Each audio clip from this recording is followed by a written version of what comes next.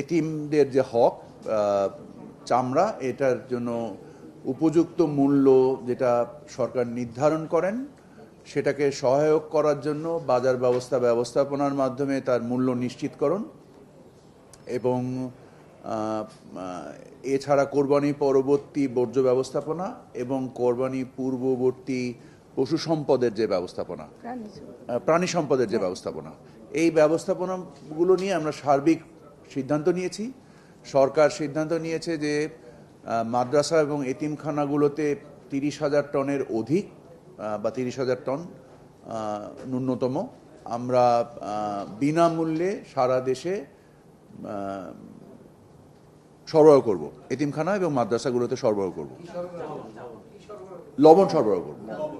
আমরা লবণ সরবরাহ করব এবং আমরা একটা প্রামাণ্যচিত্র তৈরি করছি যার মাধ্যমে আমরা এই চামড়ার ব্যবস্থাপনা, চামড়াকে কিভাবে সংরক্ষণ করা যায় এবং যতক্ষণ পর্যন্ত তারা উপযুক্ত মূল্য না পান ততক্ষণ পর্যন্ত যেন এটা সংরক্ষণ করতে পারেন, তার যে প্রায়োগিক বিষয়গুলো প্রাসঙ্গিকভাবে আমরা সেখানে তথ্যচিত্রে উত্থাপন করব এবং এটা আমরা গণমাধ্যমে ব্যাপকভাবে প্রচার প্রসার করব। এর সাথে আমরা প্রায় 5 লক্ষ লিফলেট এবং পোস্টার সারা দেশে বিলি করব। আমাদের বাজার ব্যবস্থাপনায় আমাদের যে নির্দিষ্ট স্থানে যেখানে কোরবানির হাট হয় তার বাইরে যেন কোনো রকম পশু ক্রয় বিক্রয় না হয় সেটা ব্যবস্থাপনা নিয়ে আমরা কথা বলেছি। আমরা কথা বলেছি যে বাজার থেকে যে হাসিল বলে না, হাসিল যেটাকে উত্তোলন করা হয় সেটাকে যেন 5% থেকে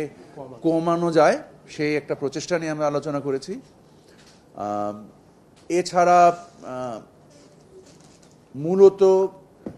সরবরাহ এবং চাহিদার ভিত্তিতে যে আমরা যেন উপযুক্ত ব্যবস্থাপনার জন্য যে ধরনের প্রাসঙ্গিক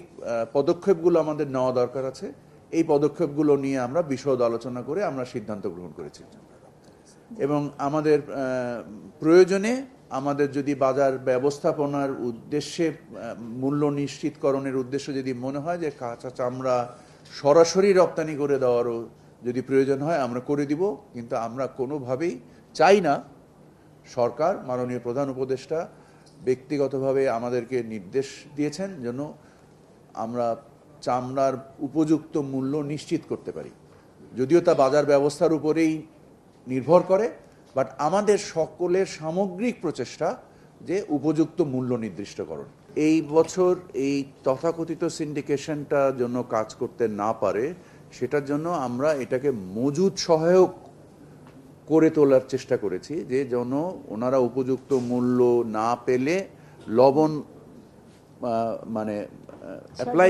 লবণ দেওয়ার মাধ্যমে যেন ওনারা এটাকে মজুদ করতে পারেন। তো মজুদ করে যখন ওনার মনে হবে যে উনি উপযুক্ত মূল্য পাচ্ছেন তখন উনি বিক্রি করবেন। কারণ আগে যেটা হতো সেটা হচ্ছে যে যেহেতু চামড়া খুব দ্রুত পচে যায়, অতএব ওনারা এটাকে যে কোনো একটা মূল্যে ছেড়ে দিতে বাধ্য হতেন। এই বাধ্যকতাটা তুলে আনার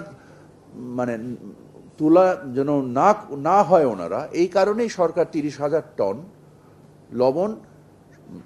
দেশের একেবারে প্রান্তিক অঞ্চল সহ এই লবণগুলো পৌঁছে দেওয়ার চেষ্টা